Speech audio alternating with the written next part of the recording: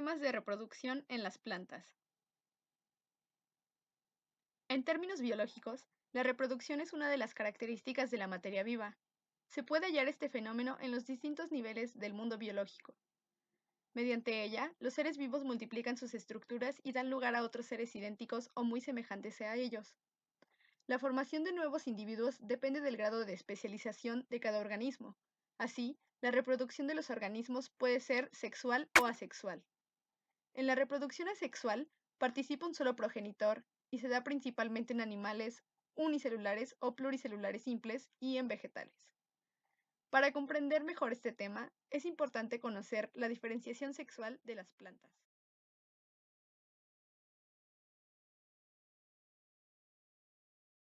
Plantas hermafroditas. Cuando en una misma flor se encuentran ambos órganos sexuales, se dice que esta es una flor hermafrodita, es decir, aquellas plantas que poseen los órganos masculinos o estambres y femeninos, pistilo, en la misma flor. Algunos ejemplos muy comunes de las plantas cultivadas son tomate, manzana, leguminosas, cítricos, entre otras. Plantas monoicas. La planta tiene tanto flores masculinas como femeninas. Ambos tipos de flores se encuentran en la misma planta y su polinización es regularmente por el viento. Generalmente, las flores masculinas suelen situarse en el extremo de las ramas o en lugares elevados, con la finalidad de que el polen pueda ser dispersado y llegue a la flor femenina. Entre las plantas más cultivadas con estas características se encuentran el maíz, el sorgo, el trigo y otras. Plantas dioicas. Son plantas unisexuales. Cada individuo tiene su sexo. Para que haya reproducción sexual, se requiere que haya dos ejemplares de distinto sexo para poder reproducirse, llevando a cabo la polinización. Algunos ejemplos de plantas con estas características son la papaya, el kiwi, pistache, entre otros. La diferenciación sexual claramente es un mecanismo de fecundación cruzada que impide la autofecundación. La polinización se produce por efecto del aire o por insectos. Reproducción asexual. El nuevo individuo se origina a partir de un solo parentenal. En este tipo de reproducción no existe variabilidad genética. Las plantas pueden producir copias de sí mismas empleando dos sistemas, mediante fragmentos de sus órganos vegetativos, como hojas, tallos y raíces, y que tras su enraizamiento generan plantas completas, o produciendo propágulos, que son estructuras formadas únicamente para la propagación sexual del vegetal. Existen dos tipos de reproducción asexual en las plantas: multiplicación vegetativa y por gérmenes. La multiplicación vegetativa asegura la perpetuación de individuos bien adaptados a un medio y evolutivamente eficaces. Es muy común incluso en plantas superiores. Existen dos tipos: la fragmentación y la división celular, que engloba la bipartición y gemación. La fragmentación consiste en la fragmentación de partes de células, tallos o vástagos de los que surgen individuos hijos. Un ejemplo de fragmentación son los esquejes. En la bipartición, la célula madre se divide por completo en dos células hijas, nuevas de igual tamaño. En la gemación celular, el tamaño de la célula hija es al principio menor que el de la célula madre. Reproducción asexual por gérmenes. Los gérmenes son células asexuales reproductivas que desarrollan directamente al individuo. Existen varios tipos: pluricelulares, como los propágulos, y generalmente unicelulares, como las esporas. Las formas más habituales de reproducción asexual son tubérculos, que son tallos subterráneos que acumulan sustancias de reserva. Un ejemplo típico de tubérculo es la papa. Sus ojos son zonas meristemáticas que permiten emitir tallos y raíces. Los bulbos son tallos subterráneos rodeados de hojas carnosas. La cebolla, el ajo o el tulipán se reproducen asexualmente por medio de bulbos. Rizomas son tallos subterráneos que crecen paralelos al suelo. Poseen yemas que dan lugar a tallitos y raíces. Es, quizás, el tipo de reproducción asexual más extendido entre los vegetales. Los helechos, algunas angiospermas, como la caña común, muchas aromáticas como el orégano y el romero, emiten rizomas. Esqueje. Consiste en separar de la planta madre una porción de tallo, raíz u hoja que posteriormente se colocará en determinadas condiciones favorables que inducirán a la formación de raíces para obtener una nueva planta independiente que en la mayoría de los casos será idéntica a la planta madre. Los esquejes son un método de reproducción que resulta muy útil para las plantas que producen pocas semillas y para aquellas que son difíciles de cultivar a partir de semillas. Las plantas obtenidas a partir de esquejes conservan todas las características de su progenitor. Además, con este método se puede obtener una gran cantidad de plantas a partir de un único ejemplar de un buen tamaño sin desfigurarlo. Pueden ser leñosos o semileñosos estos esquejes y normalmente se utilizan en especies arbustivas. Ejemplos de esquejes son la rosa y el bambú.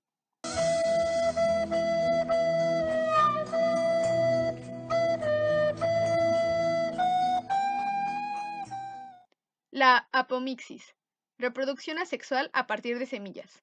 La aplicación de la biotecnología en la agricultura no es algo nuevo. Desde tiempos remotos, los agricultores han seleccionado las plantas más productivas y han utilizado técnicas de reproducción asexual como esquejes, acodos e injertos para propagarlas. Esto les permitía obtener copias idénticas de las mejores plantas de forma poco costosa. Pero existe un proceso de reproducción asexual mucho más llamativo, la apomixis, que se da de forma natural en algunas plantas. Consiste en la formación de semillas donde albergan embriones formados a partir de óvulos que no sufren meiosis ni han sido fecundados. Así, la germinación de estas semillas dará lugar a individuos clónicos genéticamente iguales a la madre.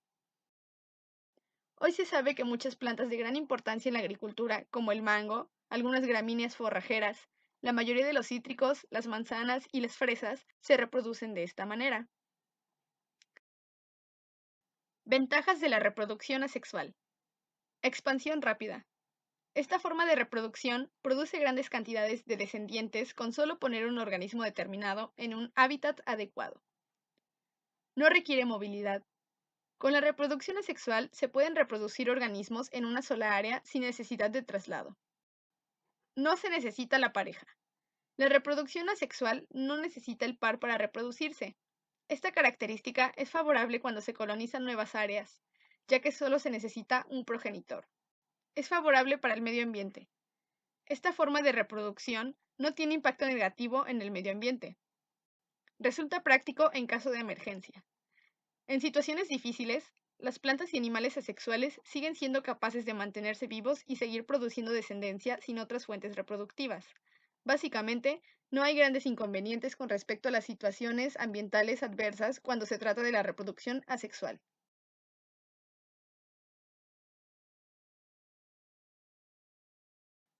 No se necesita realizar una inversión.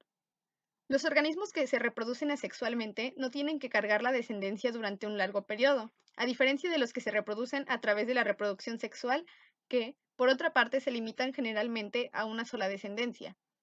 Como se puede apreciar, no hay desgaste de energía ni de tiempo para producir descendencia.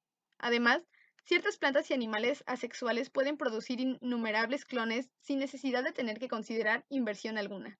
En resumen, proceso de reproducción sin complejidad y que requiere menos energía. Desventajas de la reproducción asexual. Impide la diversidad. Dado que las características y rasgos de un solo progenitor se transmiten a su descendencia, la reproducción asexual dificulta la diversidad genética de todas sus generaciones. Esto hace que la población procreada sea exactamente idéntica. Posee algunos problemas de herencia. La mayor parte del tiempo se requiere un solo progenitor asexual para poder copiar cromosomas y genes, lo que significa que los defectos genéticos o mutaciones que se producen en la reproducción asexual continuarán existiendo en la descendencia sin ninguna excepción. No se puede controlar la cantidad. Esta forma de reproducción no puede controlar el aumento de la población. Cada organismo es capaz de reproducirse por sí mismo, lo que significa que su propia población se duplicará en cada ciclo reproductivo. No obstante, el proceso se detiene automáticamente cuando el número es excesivo. Los organismos no logran adaptarse a los cambios del medio. Los organismos transmiten características a sus descendientes, pero al no haber variaciones, no se desarrolla la capacidad de adaptación y supervivencia frente a los cambios del medio. Un niño flotó sobre mí y voló un auto con su rayo láser. Reproducción sexual. La flor es el órgano sexual reproductivo de la mayoría de las plantas cultivadas. La parte masculina se llama androceo y está compuesto por estambres. Cada estambre está formado por el filamento y la antera, que es el sitio donde se ubica el polen. El órgano femenino se conoce como gineceo y está formado por estigma, estilo y ovario, que es donde se encuentran los óvulos. Entre las plantas existe una gran diversidad de formas en relación con la manera como se presentan los sexos dentro de los individuos, así como entre los individuos de la misma especie. La reproducción sexual de las plantas es un mecanismo mucho más complicado que la reproducción asexual y en ella intervienen muchos factores. La reproducción sexual implica la unión de células germinales especiales, los gametos, y está encaminada a la variabilidad genética por recombinación cromosómica. Este proceso se realiza en varias etapas. Primero, se realiza la meiosis para transformar las células diploides en haploides, que son los gametos. Posteriormente, se produce la singamia o unión de gametos haploides para formar un cigoto diploide, que implica una plasmogamia o unión de citoplasmas, y una cariogamia o fecundación. Los gametos suelen ser haploides y de polaridades, o sea, de sexos opuestos. Además, se producen en estructuras especiales, llamadas gametangios. En resumen, las etapas de la reproducción sexual en las plantas son las siguientes: la formación del polen en los estambres, la polinización, que es cuando el grano del polen llega al pistilo, es decir, los gametos masculinos llegan al interior del gineceo donde se encuentran los óvulos mediante el tubo polinizador. La fecundación, que es donde se produce la singamia o unión de gametos femeninos y masculinos. La fertilización, que es donde se forman las semillas, que finalmente con el proceso de germinación nos darán paso a una nueva planta y posteriormente a un nuevo fruto.